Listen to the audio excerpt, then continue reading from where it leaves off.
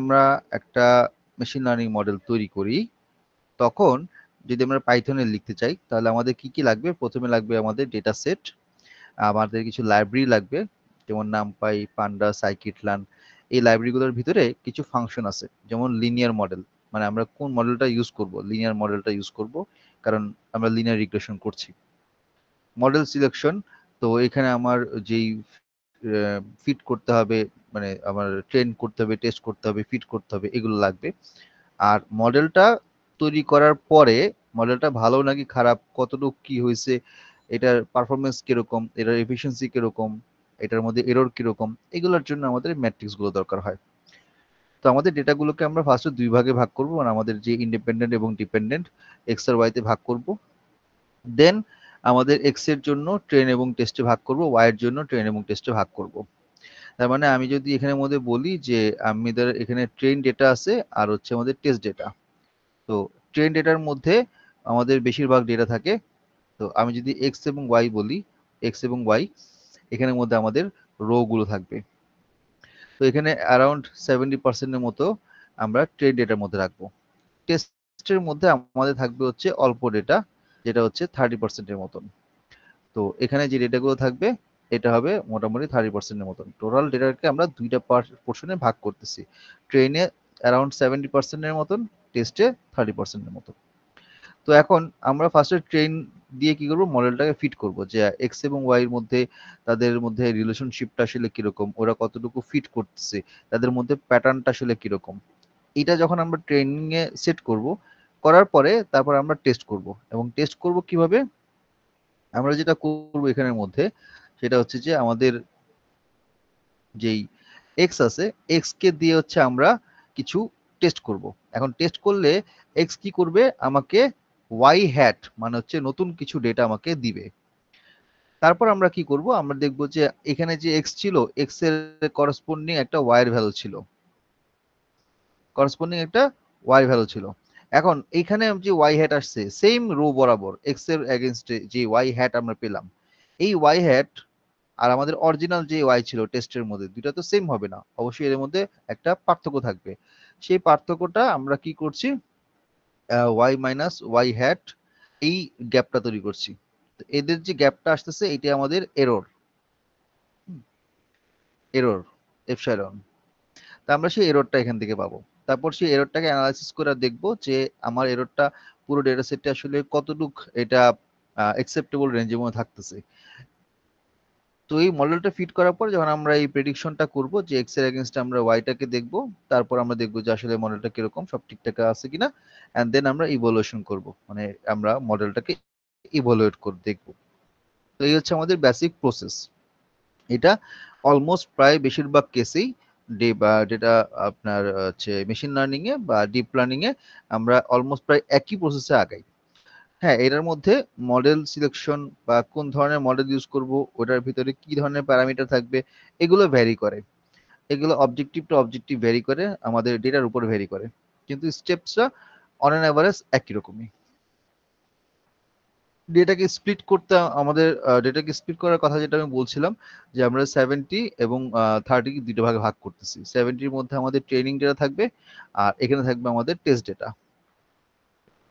তো যদি এই কাজটা আমরা কেন করছি এই কারণে যে আমাদের যদি সবগুলো ডেটাকে নিয়ে যদি আমরা একবারে ট্রেন করে ফেলি, তাহলে টেস্ট করার জন্য ডেটা থাকবে না।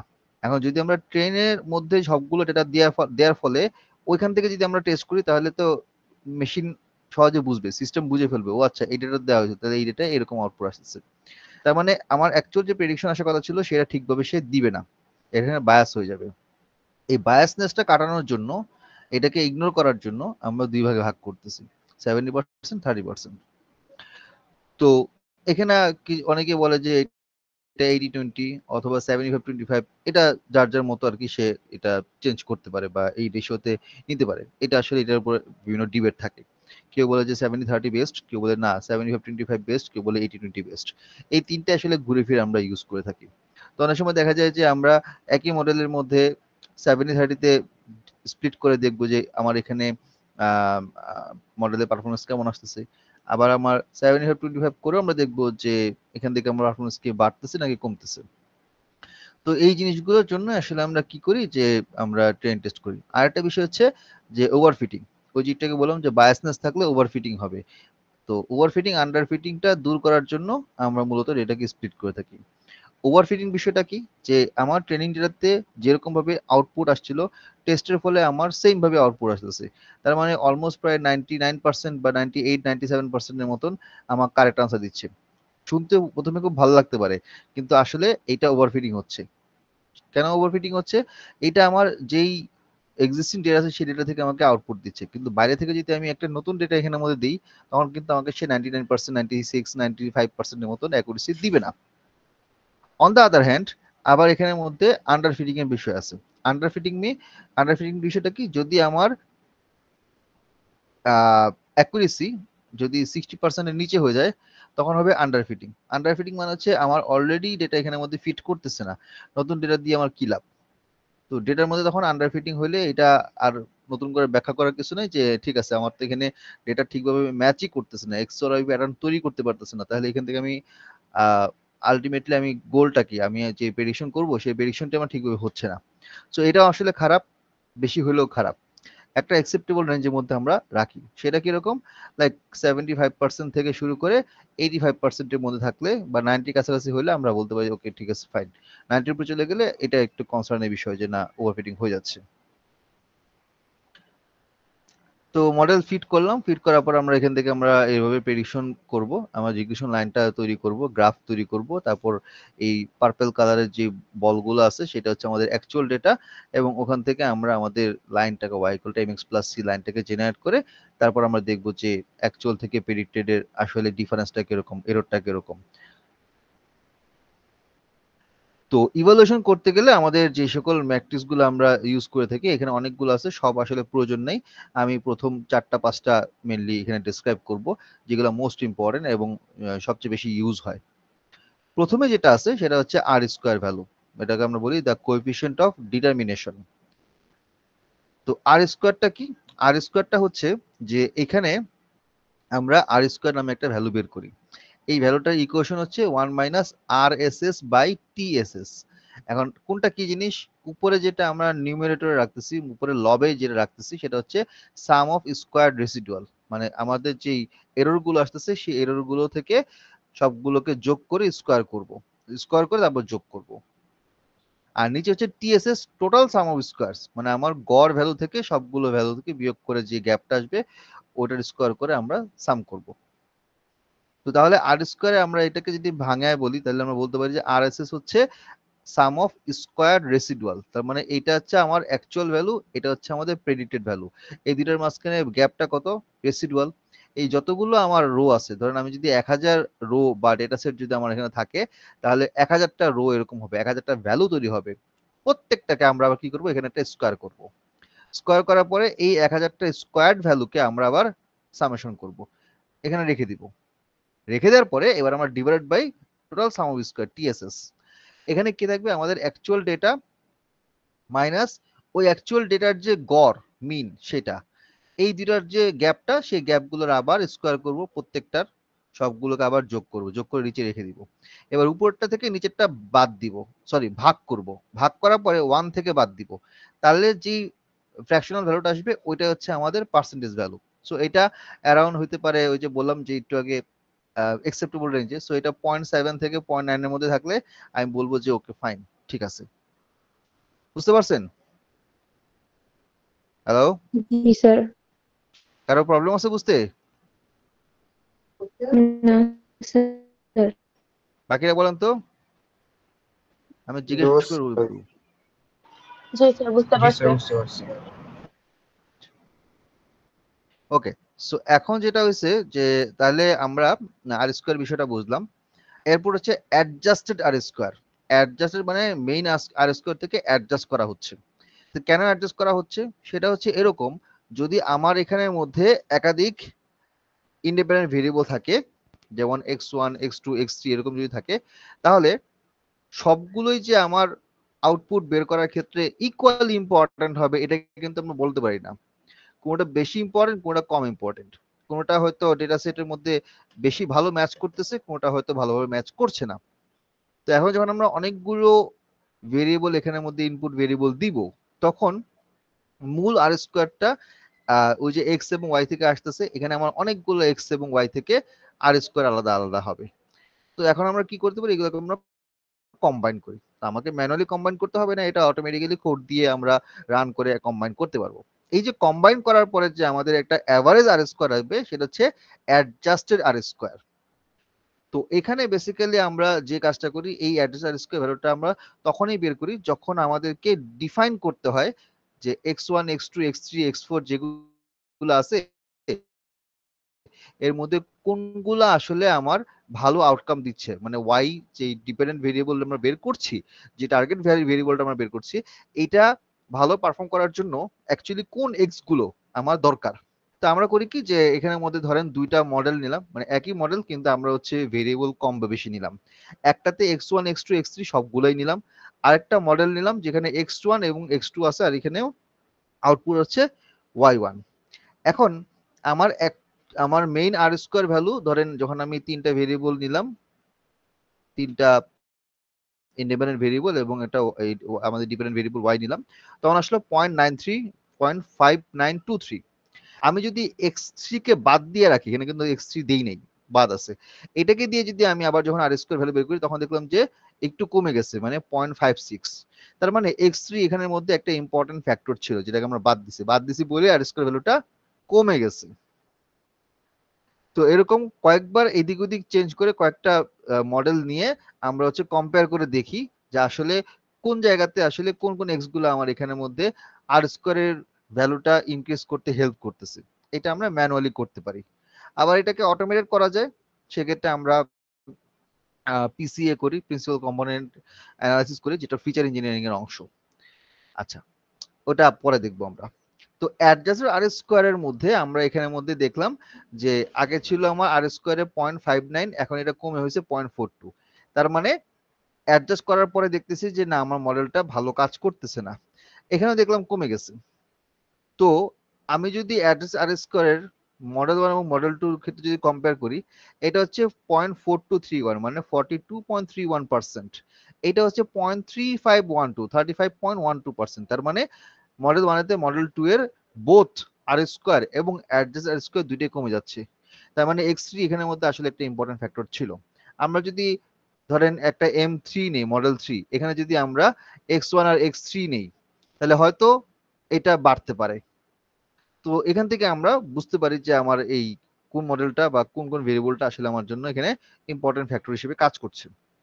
এটা বোঝার জন্য আমরা অ্যাডজাস্টেড আর স্কোয়ার ভ্যালুটা ইউজ করে থাকি। আচ্ছা, মিন অ্যাবসোলিউট এরর, এই নাম দেখে আমরা বুঝতে পারছি প্রথমে হচ্ছে এরর, তার মানে অবশ্যই একটা অ্যাকচুয়াল এবং প্রেডিক্টের মধ্যে একটা ডিফারেন্স থাকবে। অ্যাবসোলিউট মানে হচ্ছে আমরা মাঝখানে যে মডুলাস দিয়ে অ্যাবসোলিউট ভ্যালু বের করি না, ওইটা।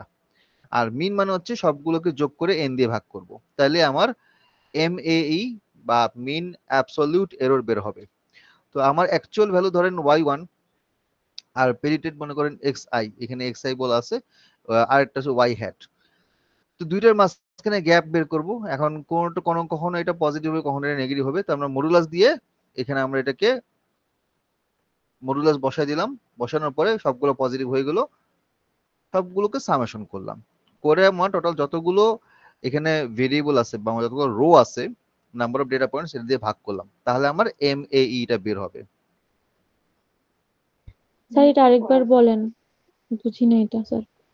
আচ্ছা, xi টা না দিয়ে এটা হচ্ছে ধরেন হচ্ছে আমার y হ্যাট প্রেডিক্টেড। আমার এররটা আসতেছে না, আমার y actual minus y predicted value. তাহলে আমার এখানের মধ্যে যে এরর আসতেছে, সেই এরর গুলোকে, এরর কখনো পজিটিভ হইতে পারে, কখনো নেগেটিভ হইতে পারে না। যে আমার অ্যাকচুয়াল ভ্যালু ধরেন 5 আর প্রেডিক্টেড ভ্যালু হচ্ছে 7, তাহলে কত আসতেছে, এটা -2 হইতে পারে। আমার অ্যাকচুয়াল ভ্যালু 6, প্রেডিক্টেড ভ্যালু হচ্ছে 4, তাহলে কত হইতে পারে, এটা +2। তাহলে মাইনাস প্লাস কিন্তু মিলাই ঝিলাই হইতে পারে। তা আমরা করি কি, এখানে একটা মডুলাস বসাই দিই, তাহলে প্রত্যেকটার উপর যদি মডুলাস বসাই দিই, তাহলে প্রত্যেকটা পজিটিভ ভ্যালু হয়ে গেল। তো যতগুলো এখানের মধ্যে ভ্যালু আছে সবগুলোকে একসাথে একটা সামেশন করে দিব এখানে। বুঝতে পারছি স্যার। তারপর আমরা টোটাল ডেটা পয়েন্ট দিয়ে আমরা ভাগ করব, তাহলে আমাদের MAE বের হয়ে যাবে। মিন স্কোয়ার এরর, তো এররটাকে স্কোয়ার করব, সোজা হিসাব।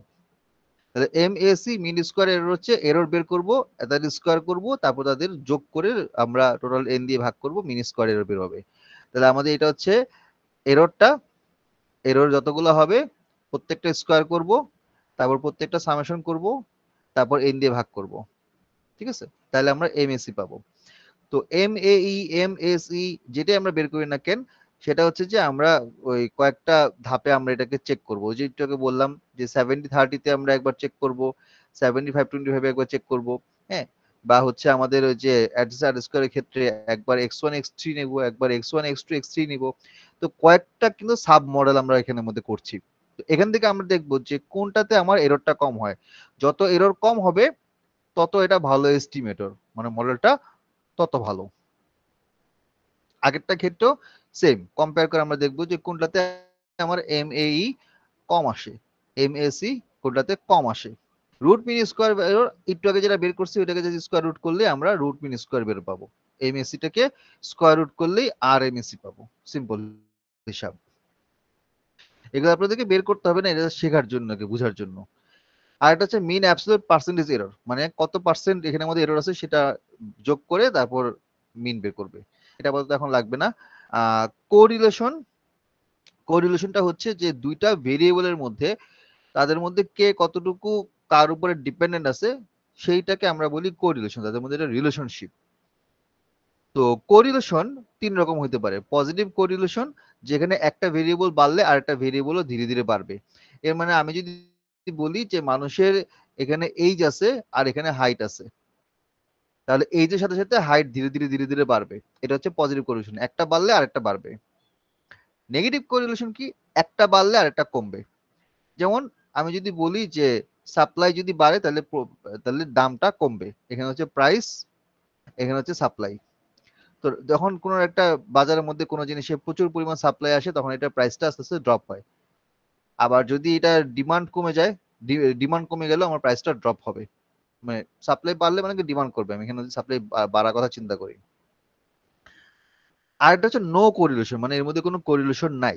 তার মানে আমি এখানে ডেটাগুলো এতটাই স্ক্যাটার্ড অবস্থায় থাকবে যে আমি এদিকে যাব এদিকে যাব কোন দিকে যাব আমি এখানে খুঁজে বের করতে পারবো না, মানে কোনো কোরিলেশন আমি দাঁড় করাতে পারবো না। তো কোরিলেশনের রেঞ্জ হচ্ছে -1 থেকে +1 পর্যন্ত। আর যদি এখানে আমাদের -1 মানে পারফেক্ট নেগেটিভ কোরিলেশন, মানে একদম পারফেক্টলি নেগেটিভ কোরিলেশন। +1 হচ্ছে পারফেক্ট পজিটিভ কোরিলেশন, একদম স্ট্রেট লাইন, 45 ডিগ্রি অ্যাঙ্গেলে স্ট্রেট লাইন, একদম সমানভাবে দুই ক্ষেত্রে একই হারে বাড়ছে। 0 মানে নো কোরিলেশন। তা আমরা এখানে একটু ফিগারে দেখি। 0 মানে নো কোরিলেশন, এখান থেকে আমি কোনো লাইন পাবো, পাওয়ার চান্স আছে? নাই। কারণ এদিকে হইতে পারে, এদিকে হইতে পারে, এদিকে হইতে পারে, কোন দিকে যাবো আমি, যাওয়ার কোনো ওয়ে নাই। আমি যদি আস্তে আস্তে নেগেটিভ দিকে যাই, যেমন এখানে হচ্ছে আমার নেগেটিভ কোরিলেশন বাট একটু দূরে দূরে আছে, -0.5।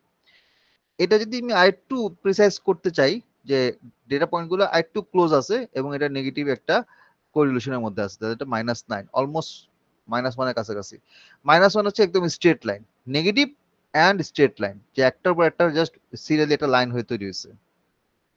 সেম ভাবে আমরা যদি এখানে বলি লো পজিটিভ কোরিলেশন, মানে 0.5, 0.4, 0.3, এটা কেন হইলো, কারণ এখানে মধ্যে ডেটা পয়েন্ট গুলো খুব দূরে দূরে আছে। মানে আমি যদি এখান থেকে লাইন একটা ড্র করিও তাও দেখবো যে এই ডেটা পয়েন্ট, এই ডেটা পয়েন্ট, এটা পয়েন্ট, এটা এটা অনেক দূরে দূরে আছে, এররটা বেশি।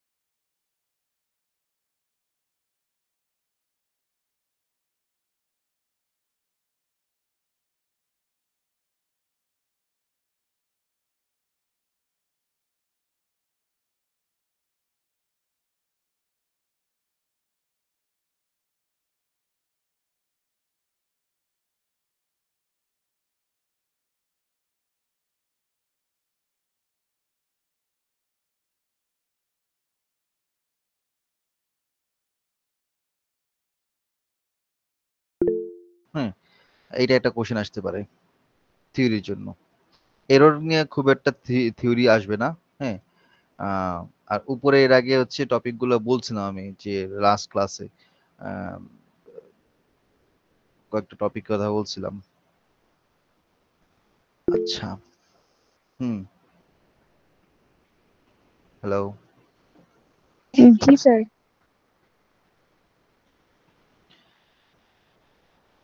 আচ্ছা, তো আমাদের ডেটা হ্যান্ডলিং করা কেন দরকার, আউটলায়ার হ্যান্ডলিং করা দরকার, আউটলায়ার সম্পর্কে তো আমি এর আগে বলছিলাম যে এই যে এক্সট্রিম ভ্যালু যেগুলো থাকবে, হ্যাঁ, একটা ডেটা সেটের মধ্যে এক্সট্রিম ভ্যালু থাকবে, সেটা হচ্ছে মানে আউটলায়ার। এখানে আউটলায়ার থাকবে, এখানে আউটলায়ার থাকবে। আউটলায়ার থাকলে যে প্রবলেমটা হয় যে এটা হচ্ছে মডেলের অ্যাকুরেসিটা কমে যায়, মডেল পুরোপুরি অ্যাকুরেট হয় না। এই অতিরিক্ত ভ্যালুগুলো আমার মডেলের এফিসিয়েন্সিটাকে নষ্ট করে দেয়। দ্বিতীয়ত হচ্ছে এখানের মধ্যে একটা বায়াসনেস আসে। যেমন আমি যদি বলি যে এমপ্লয়ির পারফরমেন্স ইভ্যালুয়েশন করতেছি, তো এখানে কারো হয়তো খুব হাই আসলো, হয়তো খুব লো আসলো, তো সেখানে দেখা যায় যে অ্যাভারেজটা যেখানে আমার থাকা দরকার ছিল সেখানে না থেকে সেটা ডানে বামে শিফট হতে পারে। ভায়োলেশন অফ অ্যাজাম্পশনস, বিভিন্ন অ্যাজাম্পশন যেগুলো থাকে রিগ্রেশন মডেলের জন্য, সেই অ্যাজাম্পশন গুলোকে ভায়োলেট করে। ইনক্রিজ ভেরিয়েবিলিটি, ভেরিয়েবিলিটি মানে র্যান্ডমনেস। তো যদি আমার খুব এক্সট্রা মানে এক্সট্রিম ভ্যালু থাকে, তাহলে আমার ওভারঅল যতগুলো ডেটা যেখানে থাকার কথা ছিল সেখানে না থেকে এটার মিন মিডিয়ান বা ভ্যারিয়েন্সটা খুব বেশি র্যান্ডমলি আপ ডাউন করে। এটা একটা প্রবলেম এই আউটলায়ার থাকাটা। আর মিসিং ডেটা থাকলেও একই রকম কাছাকাছি রিজন আছে, যেমন inaccurate prediction, biasness in result, loss of information, মানে মিসিং ডেটা থাকলে ওই জায়গাটা ইনফরমেশন লস হয়ে যায়। ইম্প্যাক্ট অন মডেল ট্রেনিং, যেহেতু আমার ইনফরমেশন লস থাকবে, তখন আমার মিসিং ডেটা থেকে আমি একটা ভালো মডেল ট্রেন করতে পারবো না। তো আউটলায়ার হ্যান্ডেল করতে গেলে আমাদের কি কি জিনিস লাগবে? ফার্স্ট হচ্ছে আউটলায়ারকে আগে আইডেন্টিফাই করতে হবে, অ্যান্ড দেন ওদেরকে আমার ডিল করতে হবে। আইডেন্টিফাই করতে গেলে আমরা জেড স্কোর দিয়ে আইডেন্টিফাই করতে পারি, বা আইকিউ আর ইন্টারকোয়ার্টাল রেঞ্জ দিয়ে আমরা আইডেন্টিফাই করতে পারি, বক্স প্লট দিয়ে করতে পারি। তিনটা মেইন ওয়ে আর কি আইডেন্টিফাই করার। এখন আইডেন্টিফাই করা হয়ে গেলে দেন আমরা চাইলে হচ্ছে রিমুভ করতে পারি, আর যদি চাই আমরা সেটাকে ট্রান্সফর্ম করতে পারি, বা আমরা অন্য কিছু মেথড দিয়ে, রোবাস্ট রিগ্রেশন মেথড দিয়ে এটাকে কিছুটা নর্মালাইজ করতে পারি। তো মিসিং ডেটাগুলো হ্যান্ডেল করতে গেলে একই রকম ভাবে আমরা রিমুভ করতে পারি বা ইম্পিউটেশন করতে পারি। ইম্পিউটেশন মানে হচ্ছে মিসিং ভ্যালুগুলো আমি ফিল আপ করবো মিন মিডিয়ান মোড দিয়ে, মানে যেই ভ্যালুগুলো অলরেডি এক্সিস্টেড আছে সেই ভ্যালুগুলোর মিন মিডিয়ান মোড দিয়ে ফাঁকা ঘরগুলো ফিল আপ করতে পারি। ফরওয়ার্ড অথবা ব্যাকওয়ার্ড ফিল আপ করতে পারি। প্রেডিক্টিভ ইম্পিউটেশন মানে প্রেডিকশন দিয়ে আমরা ওই খালি ঘরগুলোতে কি কি বসতে পারে সেটা এস্টিমেট করে তারপর বসাতে পারি। আচ্ছা, রেসিডুয়ালটা খুব তেমন আহামরি কিছু না, অ্যাকচুয়াল ভ্যালু থেকে পেইন্টেড ভ্যালুটা বিয়োগ করে রেসিডুয়ালটা পাই। রেসিডুয়ালটা আমার মূলত হচ্ছে একটা মডেলের মধ্যে গুডনেস এবং ফিটনেস টেস্ট করতে আমরা ইউজ করে থাকি। তো আমাদের ফার্স্ট একটা রিগ্রেশন মডেল ফিট করতে হয়, তারপর সেইটার রেসিডুয়ালটা ক্যালকুলেট করতে হয়, তারপর সেটা প্লট করতে হয়, এবং তারপর এটার বিভিন্ন প্যাটার্ন অ্যানালাইসিস করে দেখতে হয় যে রেসিডুয়ালটাকে আমি কিভাবে কমাইতে পারি, এররটা কতটুকু কমানো যায়।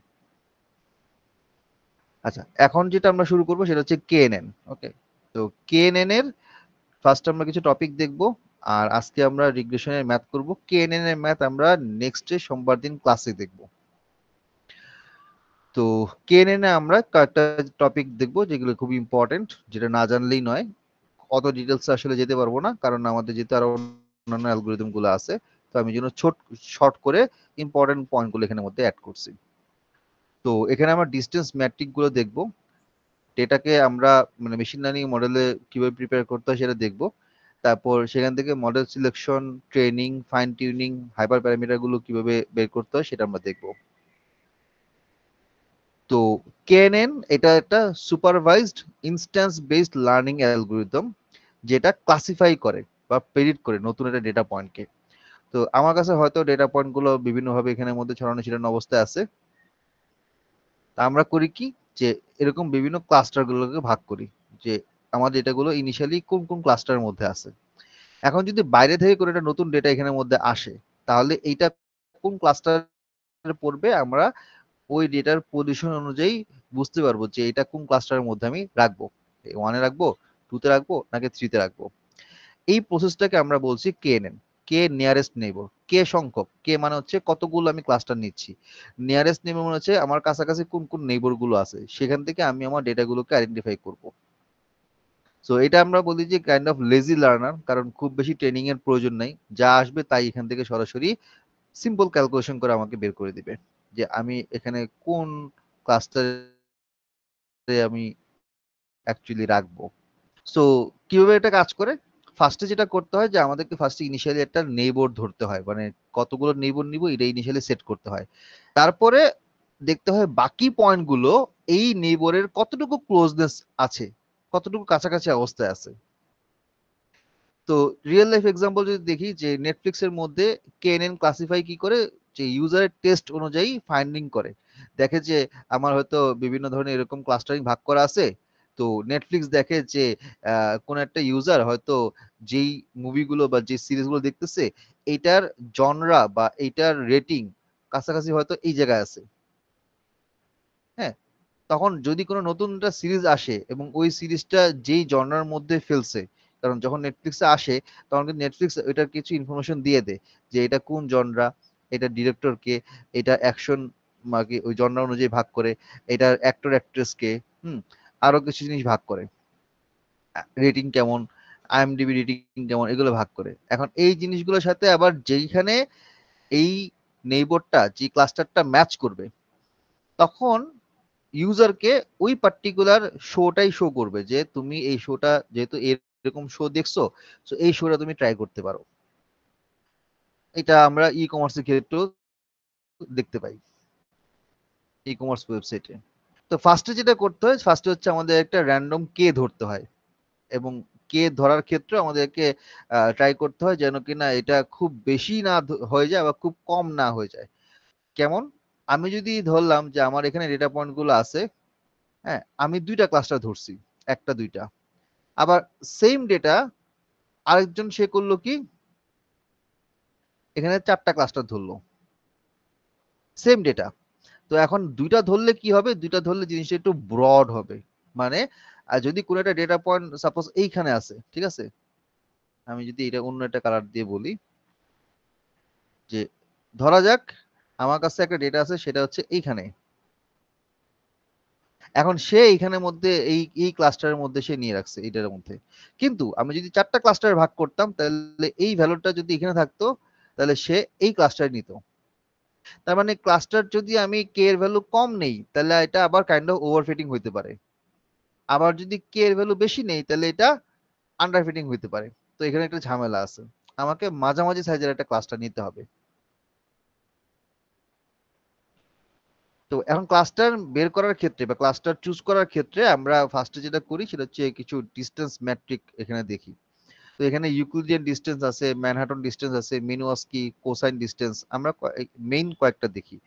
ইউক্লিডিয়ান ডিস্টেন্সটা খুবই কমন, আমরা সবাই এটা জানি যে দুইটা পয়েন্টের মধ্যে ইউক্লিডিয়ান ডিস্টেন্স হচ্ছে root over x1 minus x2 whole square plus y2 y1 minus y2 whole square, এটা স্কোয়ার রুট করলে আমরা ইউক্লিডিয়ান ডিস্টেন্স পাই, একদম স্ট্রেট লাইন ডিস্টেন্স।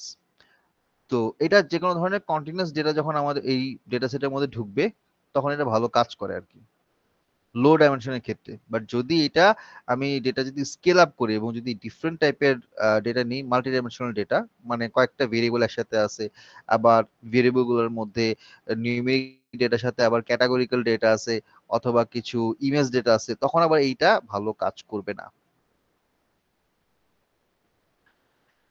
ম্যানহাটন ডিস্টেন্সটা কি, এইটা সাধারণত হচ্ছে এক্সিস বরাবর হিসাব করা হয়, মানে এক্স থেকে ওয়াই পর্যন্ত ডিস্টেন্সটা কেমন, তো ওই ডিস্টেন্সটাকে আমরা মডুলাস করি, করে আমরা টোটাল সামেশন বের করি। তো এটা হচ্ছে আমরা বিভিন্ন আউটলায়ার যখন থাকে তখন সেক্ষেত্রে এটা ভালো কাজ করে, আউটলায়ার থাকলে তখন আমার জন্য এই ধরনের মডেলটা ইউজ করাটা ইজি হয়। যদিও আমরা আউটলায়ারটা রিমুভ করার চেষ্টা করি, কিন্তু আউটলায়ার যদি খুব বেশি পরিমাণে থাকে তখন হচ্ছে এই ম্যানহাটন ডিস্টেন্সটা ভালো কাজ করে। যেমন রিয়েল লাইফ এক্সাম্পল যদি দেখি, যে আমরা সবাই গুগল ম্যাপ ইউজ করি, গুগল ম্যাপে আমরা একটা জায়গা থেকে একটা জায়গায় যেতে চাচ্ছি, আমরা গুগল ম্যাপে সেট করি যে এ থেকে আমরা বি তে যাব, তখন গুগল ম্যাপ আমাকে দেখায় যে কোন রুটে গেলে সবচেয়ে কম সময় যেতে পারবো। এইটা বিভিন্ন আরবান নেভিগেশন সিস্টেম তারপর হচ্ছে গিয়ে বিভিন্ন হরিজন্টাল ভার্টিক্যাল মুভমেন্ট গুলোর উপর বেস করে তখন এটা সেট করে। এখানে আমরা ম্যানহাটন ডিস্টেন্সটা ইউজ করে থাকি। এরপর হচ্ছে মিন কোয়াস্কি ডিস্টেন্স। এইটা হচ্ছে ইউক্লিডিয়ান এবং ম্যানহাটন দুইটাকে মার্জ করে জেনারেলাইজ করা হয়েছে। তো এটা ইকুয়েশনটা এখানে ক্লিয়ারলি দেওয়া নেই, আমি পরে আলাদাভাবে ম্যাথ করার সময় দেখাবো। তো এটা হচ্ছে বিভিন্ন প্যারামিটার, মানে এটা হচ্ছে ফ্লেক্সিবল ডেটার ক্ষেত্রে বিভিন্ন ম্যাট্রিক গুলোকে ব্যালেন্স করতে গেলে তখন আমরা এই ম্যাট্রিকটা ইউজ করি বা এই ডিস্টেন্সটা ইউজ করি। তো তবে এখানে আবার প্রবলেম আছে যে এটাকে আবার একটু প্যারামিটার টিউনিং করতে হয়, আবার একটু কমপ্লেক্স যদি ডেটা থাকে তাহলে সেক্ষেত্রে হ্যান্ডেল করাটা একটু ডিফিকাল্ট হয়ে যায়। জেনোমিক্সে ডিএনএ সিকোয়েন্স বা অন্যান্য বিভিন্ন স্পার্স ডেটাগুলোকে অ্যানালাইসিস করার ক্ষেত্রে আমরা এই ডিস্টেন্স মেট্রিক মিনওয়াস্কি মেট্রিকটা ইউজ করি। আচ্ছা, এখন কেএনএন এর অ্যাডভান্টেজ ডিসঅ্যাডভান্টেজটা কি? তো এই স্লাইডটা খুব ইম্পর্টেন্ট, সবাই এটা খেয়াল করবেন যে কেএনএন এর অ্যাডভান্টেজ ডিসঅ্যাডভান্টেজটা কি। কেএনএন সিম্পল ছোট ডেটার ক্ষেত্রে ট্রেনিং লাগবে না, এরকম ডেটার ক্ষেত্রে ভালো কাজ করে। ডিসঅ্যাডভান্টেজ কি? যদি ডেটা সেটটা খুবই সেনসিটিভ হয় বা যদি লার্জ ডেটা সেট হয়, যদি অনেকগুলো ইরেলেভেন্ট ফিচার থাকে, যদি মিসিং ডেটা আউটলায়ার থাকে, তখন আবার এটা কাজ করে না, খুব একটা ভালো সাপোর্ট দেয় না।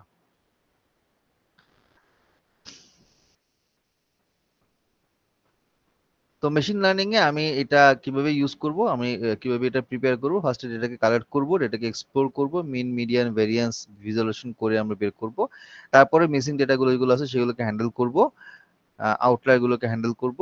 থার্ড স্টেপে ফিচার্স স্কেলিং এন্ড নরমালাইজেশন, মানে বিভিন্ন ডেটাগুলোকে একটা নির্দিষ্ট স্কেলের মধ্যে নিয়ে আসবো, জেড স্কোরের একটা স্কেলে নিয়ে আসবো বা মিন ম্যাক্স স্কেলিং করব। এই ব্যাপারটা কিরকম? ধরেন আপনার কাছে একটা কলাম আছে, সেই কলামের মধ্যে ভ্যালু গুলো হচ্ছে 2, 5, 7, 0, 1, -2 এরকম। আরেকটা কলাম আছে যেখানে ভ্যালু আছে আপনার 1005, 2010।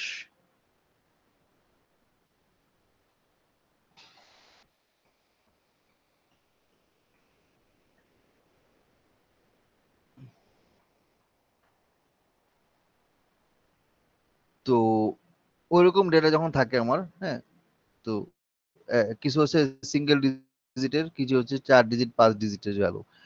এগুলোকে সবগুলোকে আমরা একটা রেঞ্জে নিয়ে আসি, লাইক -3 থেকে +3 এর মধ্যে নিয়ে আসি। অনেকগুলো ছোট ছোট মানে দশমিকের পরে 4-5 ডিজিট নিয়ে আর কি এটাকে কনভার্ট করি। তারপর আমরা ক্যাটাগরিক্যাল ডেটাগুলোকে কনভার্ট করি, মানে এনকোডিং করি, যেগুলো নন নিউমেরিক্যাল ডেটা। তো ওইটার ক্ষেত্রে আমরা পাইথনের ওয়ান হট এনকোডিং নামে হচ্ছে একটা লাইব্রেরি আছে, খুব সুন্দর লাইব্রেরি, ওগুলোকে আমরা দিয়ে এটাকে কনভার্ট করি।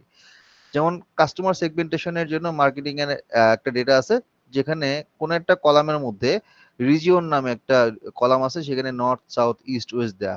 কারণ আমি যখন মডেল তৈরি করব তখন তো সে আর নর্থ সাউথ ইস্ট ওয়েস্ট বুঝবে না, আমাকে এটা কি করতে হবে, নাম্বারে কনভার্ট করতে হবে। তো এই ধরনের কাজের আমরা ফার্স্টে করে নিব। তারপরে আমরা হচ্ছে আমাদের প্রবলেম স্টেটমেন্ট অনুযায়ী এখানে কেএনএন এর জন্য আমরা কে সিলেক্ট করব এবং পরে ডেটাকে ট্রেন করব। ট্রেন করার পরে তারপর সেটাকে টেস্ট করব, এন্ড ইউজুয়াল বাকি অন্যান্য কাজে আমরা যে কাজগুলো করে থাকি, ট্রেন করা, মডেলকে ফিট করা, তারপরে টেস্ট করা, তারপর প্রেডিকশন করে সেটাকে ইভালুয়েট করা, অ্যাজ ইউজুয়াল নরমাল কাজ। ওকে।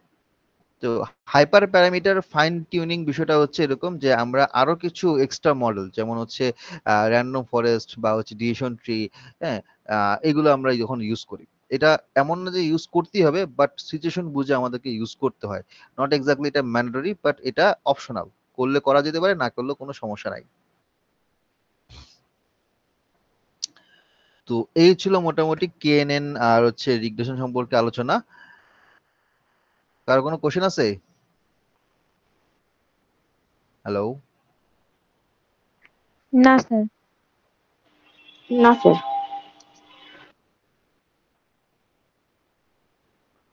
ওকে, তাহলে আমরা হচ্ছে আমাদের ম্যাথ পোর্শনটা একটু দেখি। আমি জাস্ট আজকে বেসিক ম্যাথ গুলো আলোচনা করব।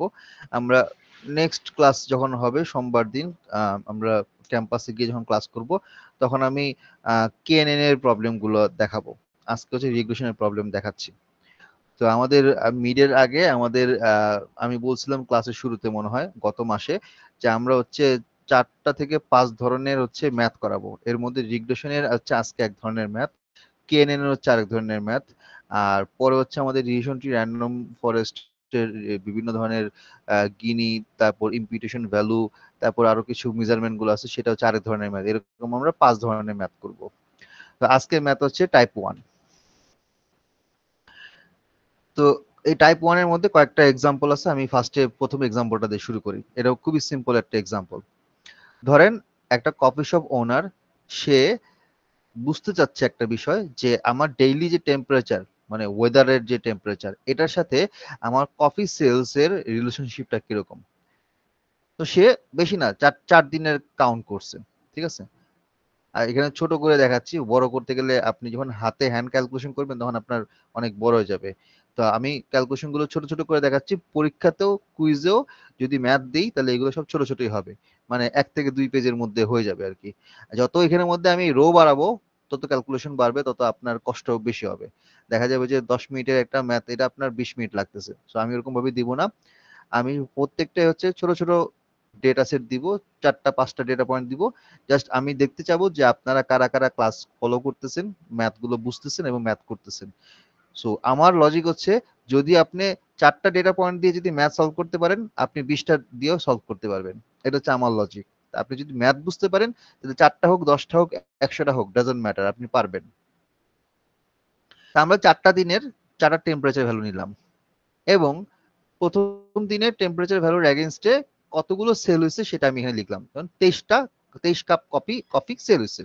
দ্বিতীয় দিন 20 ডিগ্রি টেম্পারেচার 31টা সেল হয়েছে। তারপরে 25টা টেম্পারেচার 39টা সেল হয়েছে। 30 ডিগ্রি সেলসিয়াস তাপমাত্রা 47টা সেল হয়েছে।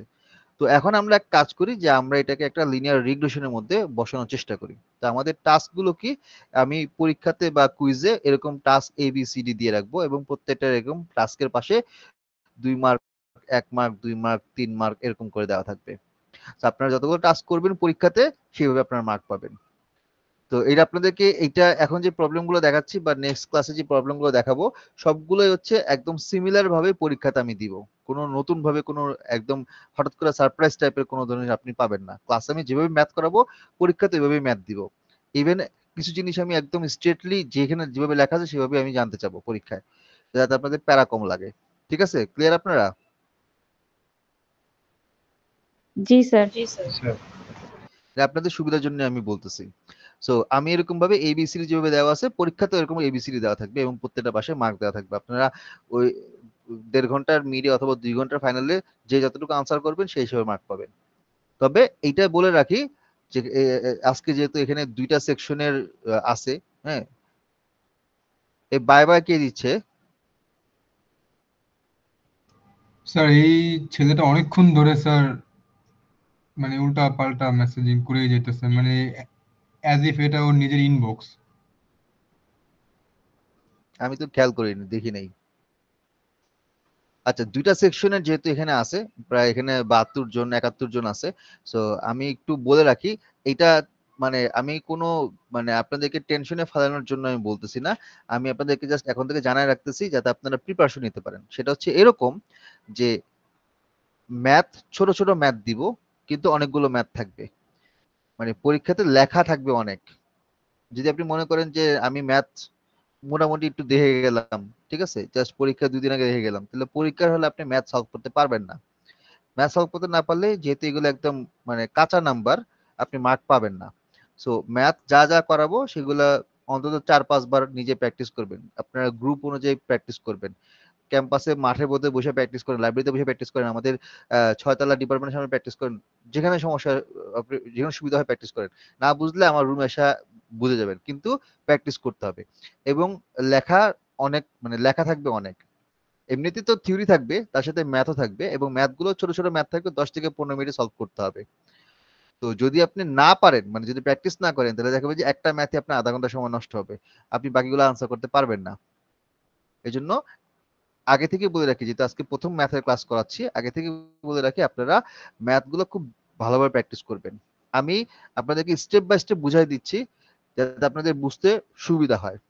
এখন এখানের মধ্যে আমরা কি বলছি, ফার্স্টের টাস্ক হচ্ছে আমরা একটা সিম্পল লিনিয়ার রিগ্রেশনের একটা ফরম্যাট দাঁড় করাবো। এটার উপর বেস করে আমরা স্লপ এবং ইন্টারসেপ্ট বের করব, আমরা প্রেডিক্টেড ওয়ার ভ্যালু বের করব, এবং আমাদের মডেলের পারফরমেন্সের জন্য এসএসসি এসটি এসআর থেকে আমরা আর স্কয়ার ভ্যালু বের করব এবং আমরা ইন্টারপ্রেট করব বিজনেস কনসেপ্টের ভিত্তিতে বা ইন্ডাস্ট্রি বেসিসে আমরা এটাকে ইন্টারপ্রেট করব। এই হচ্ছে আমাদের হিসাব। সো ফার্স্ট স্টেপ, আমি এখানে স্টেপ ভাগ করছি, আপনারা জাস্ট স্টেপগুলো মনে রাখেন, তাহলে আপনারা ম্যাথ করতে সুবিধা হবে। আমি বারবার বলতেছি স্টেপগুলো মনে রাখবেন, পরবর্তীতে পরীক্ষায় আটকে যাবেন। ফার্স্ট আমাদের কি করতে হয়, মিন বের করতে হয়। সো আমার এক্স এর যতগুলো ভ্যালু আছে ওয়াই এর ভ্যালুগুলো সেগুলোকে আমরা মিন বের করে নিব। আচ্ছা, এখানে একটা বিষয় হচ্ছে এক্স কোনটা ওয়াই কোনটা।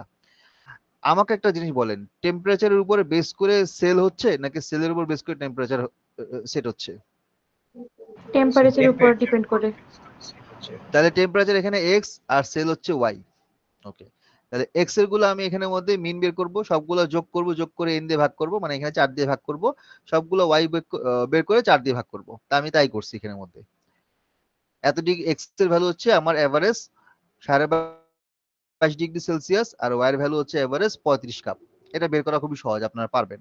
2 নাম্বার হচ্ছে আমাদের বেটা বের করতে হবে। সো বেটা বের করার জন্য যে ফর্মুলাটা সেটা হচ্ছে সামেশন xi মাইনাস x বার, মানে আপনার যে x এর ভ্যালুগুলো আছে ওখান থেকে x এর যে মিন পাইছেন না একটু আগে, ওই মিনটা বিয়োগ দিবেন।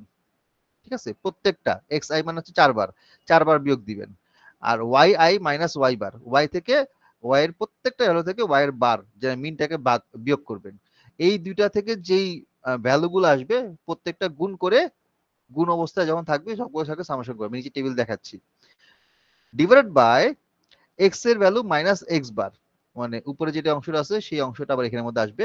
এটা আবার স্কোয়ার করতে হবে, উপরে কোনো স্কোয়ার নাই, নিচে স্কোয়ার আছে, সামেশন করতে হবে। তারপর যে ভ্যালুটা আসবে সেটা হচ্ছে আমাদের বেটা 1। তো আমরা করব কি, এখানের মধ্যে ফার্স্টের যে পোর্শনটা আছে উপরের অংশটুকু, এটার জন্য হচ্ছে এই টেবিল, আর নিচের অংশটুকুর জন্য হচ্ছে এই টেবিল। আমি দুটো টেবিল ভাগ করে দিয়েছি যাতে ক্যালকুলেশন করতে বুঝতে সুবিধা হয়। Day 1 2 3 4, day 1 2 3 4। ওকে, x এর ভ্যালু 4টা, y এর ভ্যালু 4টা। তা আমাদের এখানে কি বের করতে হবে, xi মাইনাস x বার। তাহলে এই দুইটার গ্যাপটা বের করছি বললাম। আর বের করতে হবে yi মাইনাস y বার, তাহলে এই করে বের করছি 4টা ভ্যালু। এবার এই দুইটাকে গুণ করব, কারণ এই দুইটা কি আছে, গুণ অবস্থায় আছে। এখন এইটা মাল্টিপ্লাই বাই এইটা, এই দুইটাকে গুণ করলে আমি গুণফল পাচ্ছি। তাহলে দেখেন আপনার মাইনাস 7.5 মাইনাস 12 গুণ করলে হয় 90, মাইনাস 2.5 মাইনাস 4 গুণ করলে কত 10 হইলো, সব আসছে। ওকে, এখন আমার এখানে একটা সামেশন আছে না, খেয়াল করে দেখেন। তার মানে আমরা এই নিউমারেটর গুলোকে যোগ করে পাইছি 200। এবার নিচের অংশে আসি, কিছু বলতেছেন কেউ? এবার নিচের অংশে আসি। হ্যাঁ, নিচের অংশে হচ্ছে xi মাইনাস x বার, তাহলে এর মাঝখানে গ্যাপটা এখানের মধ্যে আসবে। আর এই প্রত্যেকটার উপর একটা স্কয়ার আছে, তাহলে এই প্রত্যেকটার উপর একটা স্কয়ার করে ফেলতেছি। মাইনাস 7.5 স্কয়ার করলে 56.25, মাইনাস 2.5 স্কয়ার করলে 6.25 আসছে। এবার এদেরকে আমি আবার কি করব, যোগ করব, সামেশন আছে, তো এইটাকে আমি যোগ করতেছি, এই যে এখানে যোগ করছি, ডিনোমিনেটর সাম হইলো। এবার এটা থেকে উপরটা থেকে নিচেরটা কি করব, ভাগ করব, ভাগ করলে পাচ্ছি 1.6। তাহলে আমার আসলো কি, বেটা 1 এর ভ্যালু 1.6। ক্লিয়ার? জি স্যার। এটা একদম সহজ জি স্যার। ক্যালকুলেশন। তো এগুলো ক্যালকুলেটরে বসাইতে গেলে একটু সময় লাগবে, এই কারণে আমি ছোট 4টা পয়েন্ট দিই, 4টা 5টা পয়েন্টের বেশি আমি দিব না। কারণ বুঝতেই পারতেছেন, আমি যদি এখানে আরো 2-3টা রো বসাই পাবেন না, দেওয়া উচিত না। প্র্যাকটিস, বারবার প্র্যাকটিস করবেন, তাতে হবে কি যে আপনি এরকম একটা ম্যাথ আসলে দ্রুত ধুমধাম করে বেটা বের করে ফেলতে পারবেন। তো বেটা বের হয়েছে, কিন্তু আমার হচ্ছে ইন্টারসেপ্ট লাগবে। ইন্টারসেপ্ট মনে আছে কোনটা, ওই যে y = mx + c এর কথা বলছি না, যে c যেটা, c হচ্ছে আমাদের ইন্টারসেপ্ট বেটা 1, তাহলে সরি বেটা নট। তো বেটা নট হচ্ছে y বার মাইনাস বেটা 1 y বার। তো আমাদের কি লাগবে, আমাদের লাগবে হচ্ছে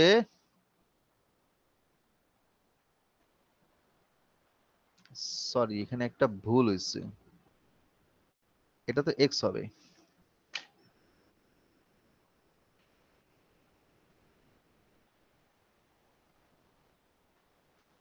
ভালো হয়েছে আপনাদেরকে আমি এখনো ফাইলটা দিই নাই, কারণ এখনো কিছু টুকটাক ম্যাথের, কারণ আমি নিজে এগুলো বসে বসে করছি, তো কয়েকটা হচ্ছে আমি টেবিল গুলো নিজে সাজাইছি, এই জন্য আমার নিজেরও কিছু টুকটাক জায়গা ভুল হয়েছে।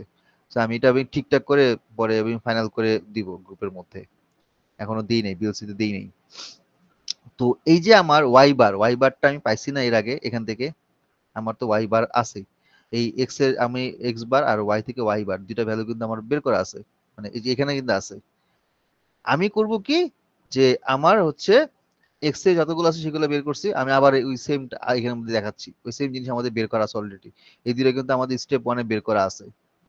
এখন আমি করব কি, বেটা নট বের করব। বেটা নট হচ্ছে কত, -1। তাহলে আমার কি কি দরকার ছিল, বেটা 1 দরকার ছিল, এটা আমি এখান থেকে পাইছি। বেটা নট দরকার ছিল, আমরা এখান থেকে পাইছি। তাহলে আমার ফিটেড রিগ্রেশন লাইন আমি পেয়ে গেছি, y hat minus 1.0 plus 1.6x, এই লাইনটা হচ্ছে আপনাদের বের করতে হবে। এটা এই তিনটা স্টেপে ধরেন 3 মার্ক থাকবে। তো আমি স্টেপ তো দেখবই, তার সাথে লাস্টে দেখবো যে আপনারা এই লাইনটা বের করতে পারছেন কিনা, পরীক্ষাতে আমি দেখবো। এবার আসি স্টেপ 4। স্টেপ 4 এ হচ্ছে আমরা কি করব, ক্যালকুলেট দ্য প্রেডিক্টেড ভ্যালুস। এতক্ষণ তো আমরা লাইন তৈরি করছি, আমরা ফিটেড লাইন।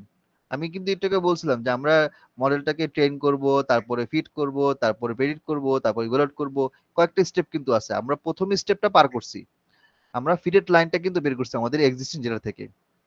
নেক্সট কাজ কি, প্রেডিক্ট করা। তাহলে আমরা এবার একটা নতুন ওয়াই হ্যাট, এটা কিভাবে বের করতে হয় সেটা আমরা এখন হাতে কলমে দেখবো। তো ওয়াই হ্যাটের ইকুয়েশন হচ্ছে Y hat equal to beta not plus beta 1 x1, ওই same Y equal to mx plus c। আর এপসাইলন কোনটা, actual Y minus predicted Y. এই দুইটা জিনিস আমরা এই টেবিলের মধ্যে এখন দেখবো। ডে 1 2 3 4 এক্স এর ভ্যালু দেওয়া আছে, ওয়াই ভ্যালু দেওয়া আছে। এবার এই ইকুয়েশনের মধ্যে বসাবো, কারণ বেটা নট এবং বেটা 1 তিনটাকে বের করছি আমরা, তাই না? এখান থেকে আমরা বের করছি এই যে বেটা 1 এবং বেটা নট, এবং এটা এখানের মধ্যে বসাবো। বসানোর পর দেখবো যে এক্স এবং ওয়াই এর জন্য আমার ওয়াই হ্যাট হচ্ছে এইটা। তো আমার এই ওয়াই হ্যাট এটা আসলো, তো আমার অ্যাকচুয়াল ছিল 23 ওয়াই, ওয়াই হ্যাট আছে 23, রেসিডুয়াল কত, 0। এটাও মোটামুটি 0, মানে আমি যে ডেটা বসাইছি সেখানে আসলে 0 আসতেছে, চারটাই 0 আসতেছে। চারটা 0 নাও আসতে পারে, কম বেশি 1 2 প্লাস মাইনাস হইতেই পারে। এখানে এক্সাম্পলে আমি সবগুলো 0 চলে আসছে আসলে। তাহলে আমার ওয়াই প্রেডিক্টেড ভ্যালু গুলো বের হয়েছে, আমার ওয়াই এপসাইলন যেটা এরর সেটা বের হয়েছে। পরের স্টেপ কি, আর স্কোয়ার বের করা।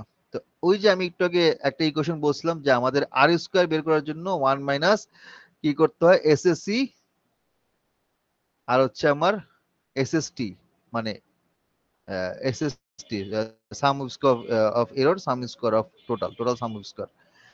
তো এখন আমাদের ফার্স্টে এসএসসি উপরটা বের করতে হবে। এটা বের করার ইকুয়েশন হচ্ছে যে epsilon square summation equal to Y naught, sorry Y এর ভ্যালু মাইনাস প্রেডিক্টেড। তো এক নরমাল হিসাব, আমার অ্যাকচুয়াল ওয়াই থেকে যদি প্রেডিক্টেড ওয়াইটাকে বিয়োগ দেই তাহলে আমি ই পাবো, এপসাইলন এরর পাবো, এটাকে আমি স্কোয়ার করব, সবগুলোকে যোগ করব।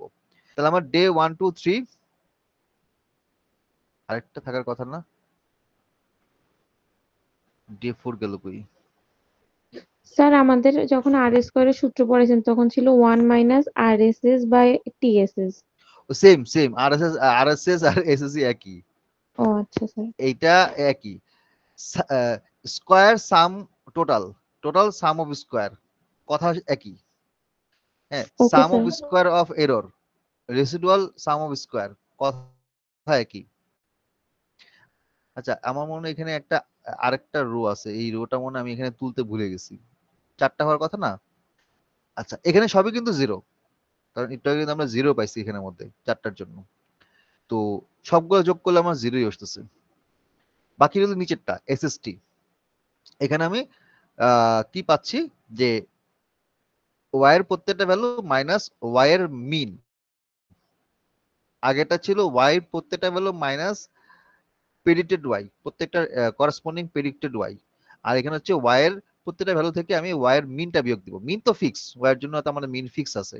তাহলে ওয়াই এর মিন হচ্ছে ফিক্স 35, প্রত্যেকটা আমি বিয়োগ দিচ্ছি, কিছু মাইনাস পাচ্ছি, কিছু প্লাস পাচ্ছি, এবং প্রত্যেকটা স্কোয়ার দিয়ে দিচ্ছি, স্কোয়ার পেলাম, এবং প্রত্যেকটা সাম করলাম, যে এখানে সাম দেওয়া আছে। তাহলে সাম কত, 320। তাহলে উপরেরটা হচ্ছে 0, নিচেরটা হচ্ছে 320। তাহলে 1 মাইনাস 0 বাই 320 করলে আমরা যেটা পাই, SSR regression sum of square আর আর স্কোয়ার। তো এসএসআর টা হচ্ছে এসএসটি মাইনাস এসএসই। আচ্ছা, ও আচ্ছা আচ্ছা, ঠিক আছে। এখানে ওই যে একটা রিগ্রেশন সাম অফ স্কোয়ার যেটা, এটা হচ্ছে সাম অফ এরর থেকে, মানে টোটাল থেকে সাম অফ এররটা বিয়োগ দিচ্ছি।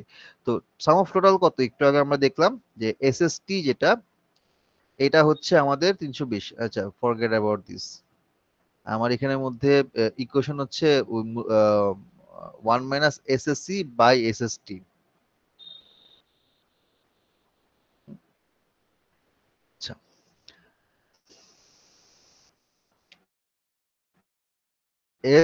S S R by S S S S E by S S T same জিনিস। মানে আমি যদি চাই তাহলে এসএসআর টা বের করে আমি ভাগ করতে পারি, আর যদি মনে করেন যে না আমি এসএসআর বের করব না, নো ওয়ারিস, সমস্যা নাই, আমি এসএসই থেকে বের করতে পারবো এটা দিয়ে। সো যেভাবেই করি না কেন আমার আনসার মোটামুটি এখানে 100% দেখাচ্ছে, কারণ যেহেতু এখানে কোনো এরর নাই। তো এখন ধরেন আমি একটা প্রেডিকশন করতে চাচ্ছি যে আনুমানিক আগামীকাল ফোরকাস্টে বলা হয়েছে টেম্পারেচার 27 ডিগ্রি হইতে পারে। আমি আগের দিন রাতের বেলা বসে বসে চিন্তা করতেছি 27 ডিগ্রি যদি হয় তাহলে আনুমানিক কয়টা আমার আইস কফি বিক্রি হইতে পারে। সো এই রিগ্রেশনে বসাবো, বসানোর পর আমার তো এখানে বেটা দেওয়া আছে, বেটা 1 দেওয়া আছে, এক্সও আমি এখানে 27 বসাচ্ছি, তাহলে আমি পাচ্ছি কত, 42.2 কাপস। আনুমানিক আগামীকাল আমার কাপ 42টা কাপ বিক্রি হইতে পারে। এভাবেই আমরা প্রেডিকশনটা করতেছি। মেশিন লার্নিং এর মডেল সিম্পলিফাই করলে এভাবেই আমরা কাজ করি। এই পর্যন্ত ক্লিয়ার? স্যার এর আগের থেকে এটা আরেকবার একটু বুঝাবেন, এটার আগের যে স্লাইডটা ছিল। এটা না স্যার, এটা পরেরটা। জি আচ্ছা, স্যার, এখান থেকে। ওকে। সো আমার ওই যে একটু আগে বলছে যে এসএসআর এর কথা, হ্যাঁ, এসএসআর ডিভাইড বাই হচ্ছে এসএসটি। তো এসএসআর টা বের করতে গেলে আমি এসএসটি থেকে এসএসই টা বিয়োগ দিব। এটা হচ্ছে আমার এখানের মধ্যে এররের জন্য, শুধুমাত্র এররের জন্য আমি বের করছি। তো যদি আপনাদের এটা আসলে ইটস আপ টু ইউ, এখানে এখানে দুইভাবেই করা যায়। মানে যদি কেউ চায় যে আমি এসএসআর বের করে এসএসটি বের করে জাস্ট খালি এখানে ভাগ করব, তাহলে আমি পেয়ে যাব আনসার। আর কেউ যদি বলে যে না আমি এসএসই বের করব, এসএসটি বের করব, তারপর ভাগ করে 1 দিয়ে বিয়োগ করব, তাও একই জিনিস। আমি ওই আগের যেই পিডিএফটা ছিল, আগের যেই ফাইল ছিল, ওই ফাইলে এই কোশ্চেনটার কথা বলছি, এটার কথা বলি নাই। তো ওই একই জিনিসই আসলে হয়। মানে খেয়াল করে দেখেন, আমি যদি ধরেন এটাকে যদি আমি সিম্পলিফাই করি, এই এখান থেকে এসএসটি নিলাম, তাহলে গুণ করলে হবে কত, এসএসটি মাইনাস এখান থেকে 1 থাকলো, তাহলে কত হলো এসএসই। তাহলে এই জিনিসটাকে আমরা লিখতেছি এসএসআর, মানে ঘুরে ফিরে জিনিসটা একই। এবার ঠিক আছে?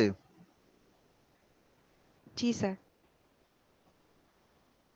আচ্ছা, এখন ইন্টারপ্রিটেশন, এই জিনিসটা পরীক্ষায় থাকবে, ওই বেটা অনুযায়ী ইন্টারপ্রিটেশন লিখবেন।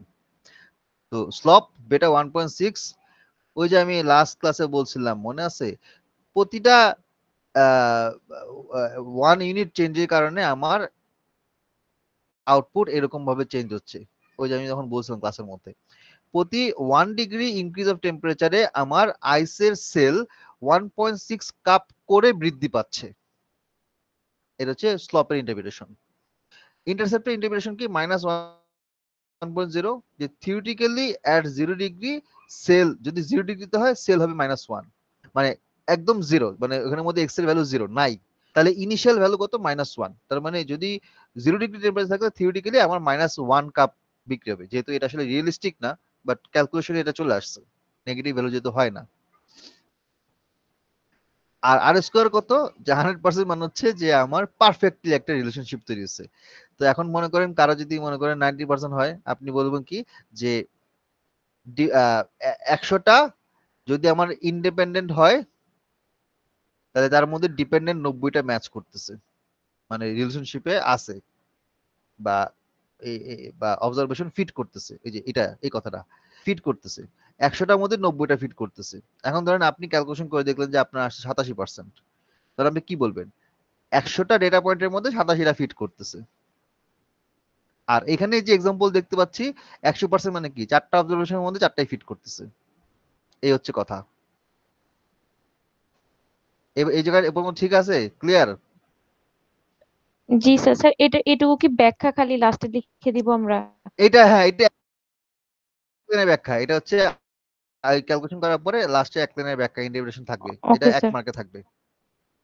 এখন আমরা আরেকটা প্রবলেম আসি, সেটা হচ্ছে যে এতক্ষণ আমরা করছি একটা এক্স এর জন্য একটা ওয়াই এর জন্য।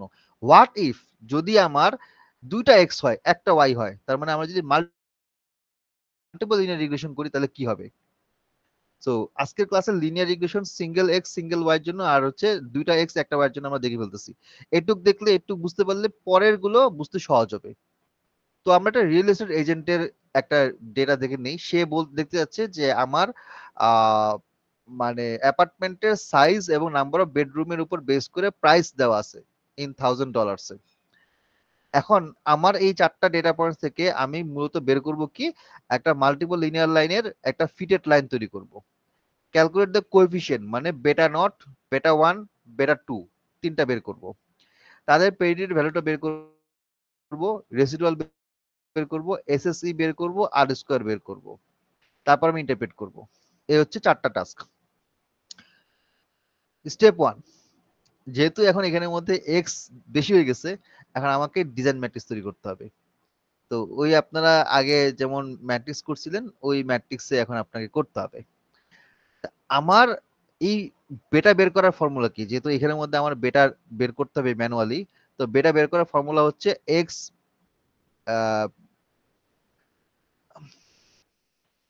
X inverse into X to the power -1 into X inverse into Y.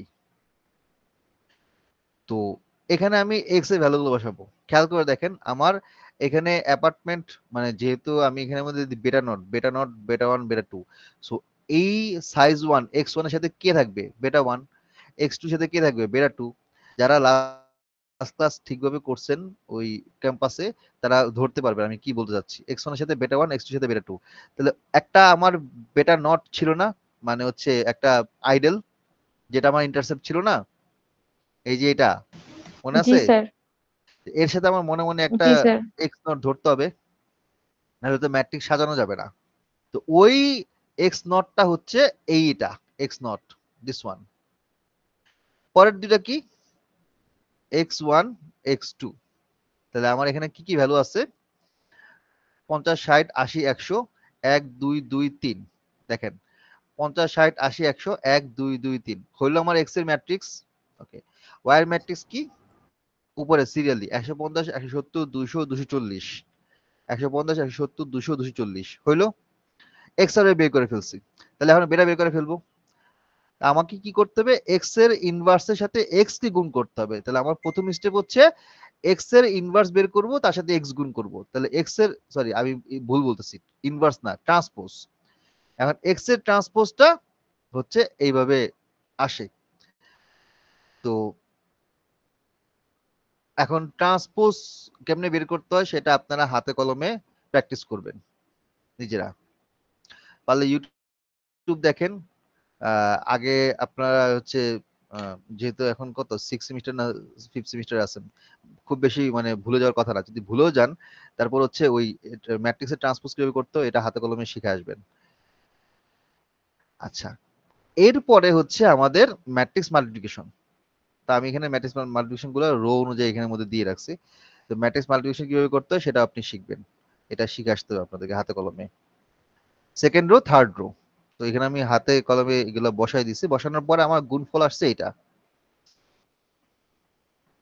আসলো। পরের আরেকটা অংশ আছে সেটা হচ্ছে এক্স ট্রান্সপোজ ওয়াই। তাহলে এক্স এর ট্রান্সপোজ তো আমার অলরেডি আমি বের করছি, তার সাথে আমি ওয়াইটা গুণ করব, তখন আমার এরকম একটা ফরম্যাট আসবে ম্যাট্রিক্স মাল্টিপ্লিকেশন। এবার আমার ওই একটু আগে যেটা বের করছি x transpose x, that means this one, এইটার ইনভার্স করতে হবে। তো এখানের মধ্যে আবার হচ্ছে বিষয় আছে যে ডিটারমিনেন্টের ব্যাপার থাকে, এখানে ক্যালকুলেশনটা অনেক জটিল হয়ে যায়। সো আমি আর কি চেষ্টা করব যদি দেয়া যায় দিতে হয় তাহলে অ্যাটলিস্ট যেন এটা ম্যাট্রিক্সে ছোট থাকে। 2x2 ম্যাট্রিক্সে ইনভার্স করাটা ইজি, 3x3 ম্যাট্রিক্সে ইনভার্স করতে গেলে মোটামুটি 1 পেজ লেগে যাবে, আমি এটা শর্ট করে দিছি। তো তারপর আমার এটা হয় এরকম ক্যালকুলেশন। তা আমি এখনো হচ্ছে এই ব্যাপারে এখনো শিওর না, তবে আলটিমেটলি আমার মনে হয় আমি যদি এটাকে পরীক্ষায় যদি দেই, ঠিক আছে, যদি দেওয়া হয় মাল্টিপল লিনিয়ার রিগ্রেশনে, তাহলে সেক্ষেত্রে আমরা 4টা না দিয়ে হয়তো 2টা বা 3টা দিব আর কি, জাস্ট হ্যান্ড ক্যালকুলেশন করার জন্য সুবিধা হয়।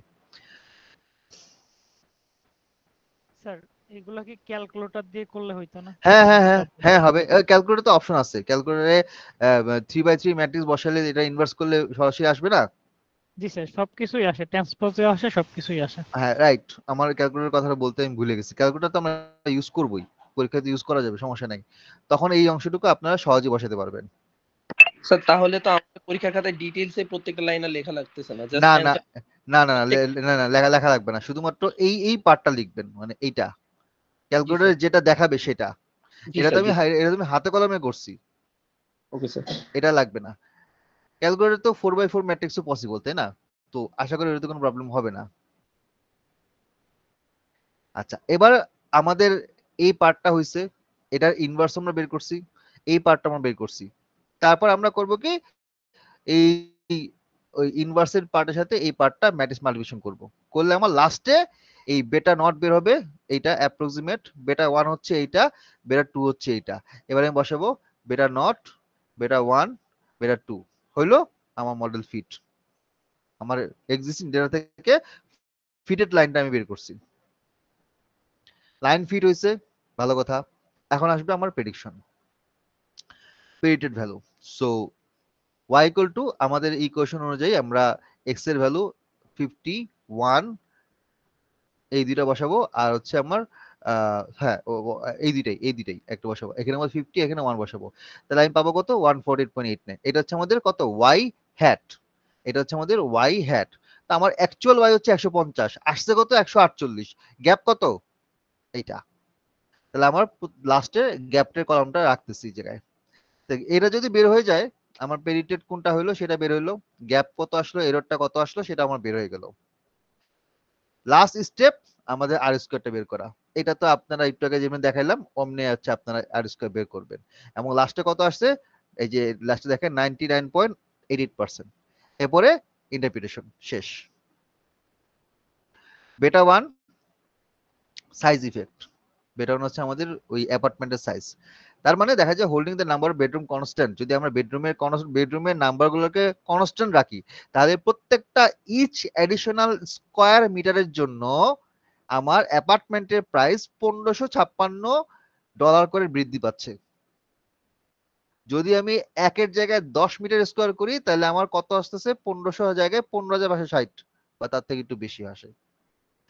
তাহলে কোএফিশিয়েন্ট বেটা যেটা বেটা 2, এটা কি হচ্ছে বেডরুম ইফেক্ট। এখন যদি আমি এরিয়াটাকে যদি ফিক্স রাখি তাহলে প্রতি একটা বেডরুমের ইনক্রিজ হওয়ার ক্ষেত্রে প্রায় 6111 এটা মানে এই বেটার ভ্যালু, এত করে কি বাড়ছে আমার প্রাইস বাড়ছে। এই কথাটা সুন্দর করে লিখে দিতে হবে। আর লাস্টে ইন্টারসেপ্ট মানে হচ্ছে যদি আমার বেডরুম এবং অ্যাপার্টমেন্টের সাইজ দুইটাই যদি আমার 0 হয় তাহলে ইনিশিয়ালি সব যদি 0 থাকে $65 হচ্ছে ওই অ্যাপার্টমেন্টের প্রাইস। এই পর্যন্ত ঠিক আছে? জি স্যার, বাট ম্যাথগুলো তো অনেক কঠিন স্যার। ম্যাথগুলো কোন ক্যালকুলেটর আছে না, এগুলো জন্য ক্যালকুলেটর দিয়ে করে ফেলতে হবে। এখন থেকেই ওকে স্যার। বাসায় ইনভার্স আর হচ্ছে ট্রান্সপোজ আর হচ্ছে ম্যাট্রিক্স মাল্টিপ্লিকেশন, হ্যাঁ কালকে থেকে ক্যালকুলেটরে এরকম 3x3 4x4 ম্যাট্রিক্স দিয়ে কেমনে করতে হয় ক্যালকুলেটরে করা শিখবেন, কারণ পরীক্ষায় এইটাই করতে হবে আপনাদের। এখানে কিন্তু মেইনলি ক্যালকুলেশনের ভ্যালুগুলো লিখে ক্যালকুলেটরে করে জাস্ট বসাইতে হবে, এখানে বসাইতে হবে। ওকে, তো আচ্ছা আর স্কোয়ার বাকিগুলো এগুলা অত দরকার নাই, প্রথম 3টা হলেই হবে। ও এই প্রথম 3টা আর হচ্ছে এই পরের পেজের হচ্ছে এইটা এখন আমি এডিট করতেছি, আমার এখনো লেখা শেষ হয় নাই, মানে ফরম্যাটিং বাকি আছে।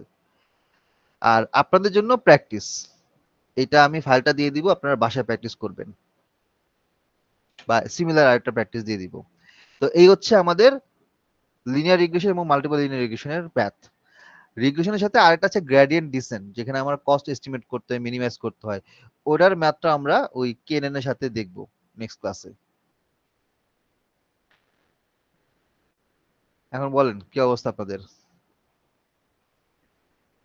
স্যার নেক্সট ক্লাসে তো কুইজ নেওয়ার কথা ছিল, ওটা কি নিবেন স্যার?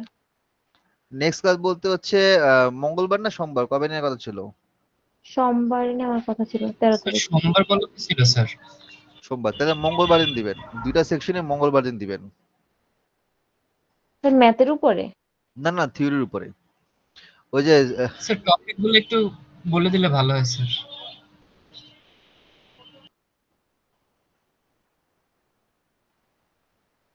মডিউল 3 আর মডিউল 2 মনে 1 তো আছে। স্যার ওয়ানে তো স্ট্যাটিস্টিক্স এর ও আচ্ছা, বেসিক করেছিলেন। না ওইখান থেকে মেইন পরীক্ষায় অল্প কিছু দিব, আর কুইজের জন্য হচ্ছে 2 আর 3। আচ্ছা, 2 তে কি কি আমি একটু বলে দিই, একটু দেখতে হবে আমাকে। ডেফিনেশন অফ মেশিন লার্নিং, এখনই খাতা লিখে রাখেন বা ফোনে নোট অ্যাপসটা ইউজ করে ওপেন করে লিখে রাখেন।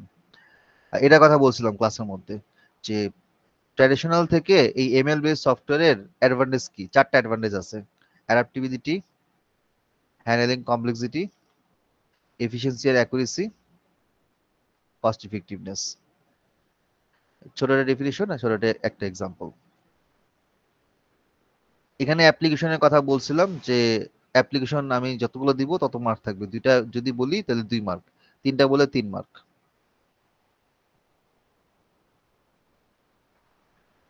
আর এখানে হচ্ছে types of machine learning, supervised, unsupervised, reinforcement, model based. এখান থেকে আমি যে কোনো একটা নাম ধরে দিব, মানে স্পেসিফিকলি বলে দিব যে রেইনফোর্সমেন্ট লার্নিং যদি বলি তাহলে আমি রেইনফোর্সমেন্ট লার্নিংটা আসলে কি, ছোট্ট 1-2 লাইনের কোশ্চেন। আর এখানে 3টা চ্যালেঞ্জ আছে মেশিন লার্নিং এর। Challenge 1, data quality and scarcity. Challenge 2, overfitting, underfitting বা generalisation. Challenge 3, bias and fairness. Sir অ্যাপ্লিকেশনের ক্ষেত্রে কি আপনি বলে দিবেন নাকি আমরা আমাদের ইচ্ছে মতো এক্সাম্পল দিতে পারবো? ইচ্ছা মতো এক্সাম্পল, অ্যাপ্লিকেশনের ক্ষেত্রে আমি স্পেসিফিকলি বলবো না। Okay sir. আচ্ছা, ফান্ডামেন্টাল চ্যালেঞ্জ, মেশিন লার্নিং কি কি ধরনের চ্যালেঞ্জ আমরা ফেস করি। আচ্ছা, আর এখানে আর কিছু নাই।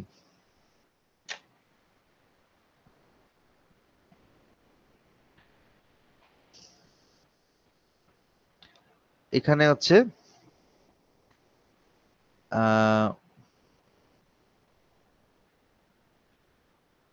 কমন কিছু টার্মিনোলজি, কোনটা কি বোঝায়। স্টেপস, একটা রিগ্রেশন অ্যানালাইসিসের বেসিক স্টেপস কি, খুব ইম্পর্টেন্ট।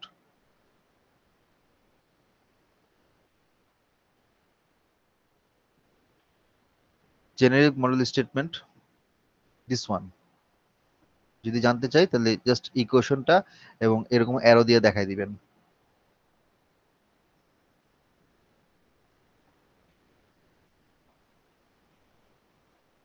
এখানে আর তেমন কিছু নাই, এগুলা লাগবে না। ট্রেন, আমরা ডেটাকে ট্রেন টেস্ট স্পিড কেন করতেছি, হোয়াই, এটা ভালোভাবে শিখে রাখবেন, পরীক্ষা আসতে পারে। এটা হোয়াইয়ের আনসার মুখে আমি বলছি, প্লাস আপনি চ্যাট জিপিটি বই টই থেকে আপনি দেখে নিন।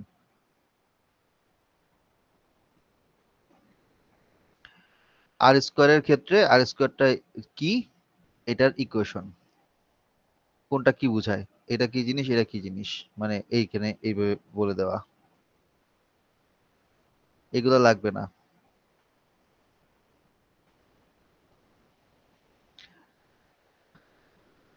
কেন আমাদের আউটলায়ার, সরি আপনাদের আউটলায়ার হ্যান্ডেল করা দরকার, কেন আমাদের মিসিং ডেটা হ্যান্ডেল করা দরকার? ওয়াই টাইপের কোশ্চেন।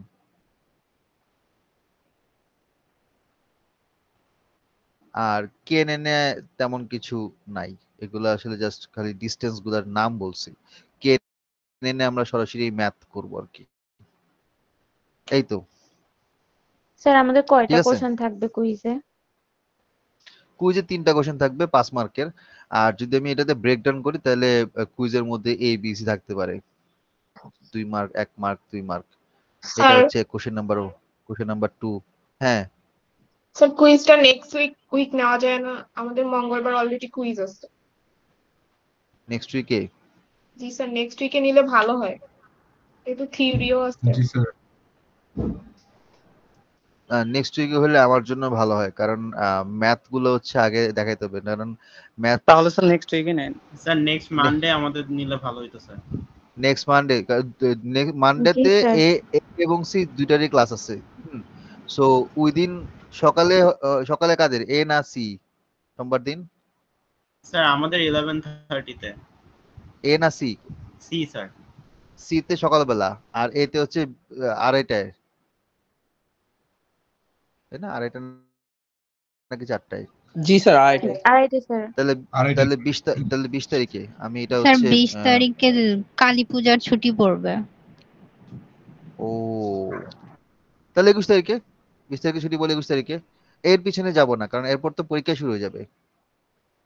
আর আপনাদের অ্যাসাইনমেন্ট দিতে হবে, একটা অ্যাসাইনমেন্ট দেওয়া হয় নাই। অ্যাসাইনমেন্টটা আমি দিব, ওইটা ওই যেদিন পরীক্ষা হবে ওই দিনই জমা দিবেন। অ্যাসাইনমেন্টটা আমি বিএলসি দিয়ে দিব। আমি আবার হচ্ছে ওই আরেকটা অন্য কোর্স নিচ্ছি না, ওই কোর্সের স্টুডেন্টদেরকে গতকাল না গত পরশুদিন অ্যাসাইনমেন্ট দিছি বিএলসি তে। আপনাদেরটা অ্যাসাইনমেন্ট এখন রেডি করা হয় নাই। অ্যাসাইনমেন্টটা আমি আজকে রাতে আমাকে একটু মনে করায় দিয়েন, আমি অ্যাসাইনমেন্টটা আজকে বা কালকে হচ্ছে দিয়ে দিব। আর আজকের যে ক্লাসটা হচ্ছে, এই ক্লাসটা রেকর্ড হচ্ছে। So আমি রেকর্ড ফাইলটা হচ্ছে ইউটিউবে আপলোড করে আমি লিংক দিয়ে দিব, পাবলিক করে দিব বা আনলিস্ট করে দিব। তাহলে আজকে বন্ধু এখানে থাকুক, ঠিক আছে? আর তো কোনো কোশ্চেন নাই? না স্যার।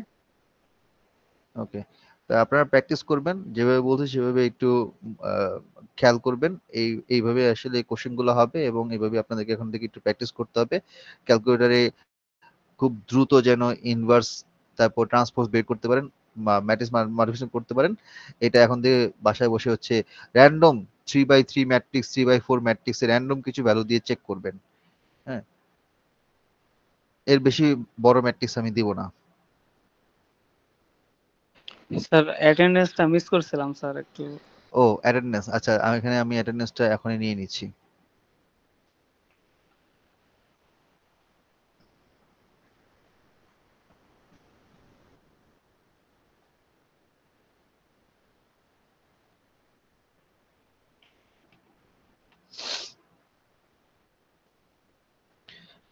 আমি একটু ওই ইয়াতে লগ ইন করে নিই, করে বের করতেছি।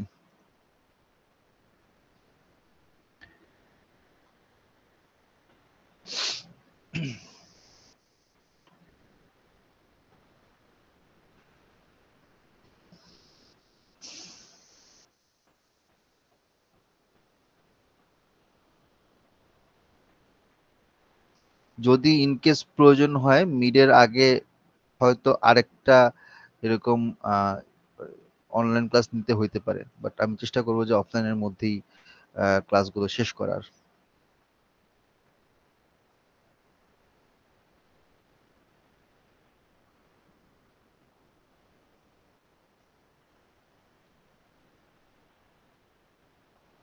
আচ্ছা, আজকে হচ্ছে 11,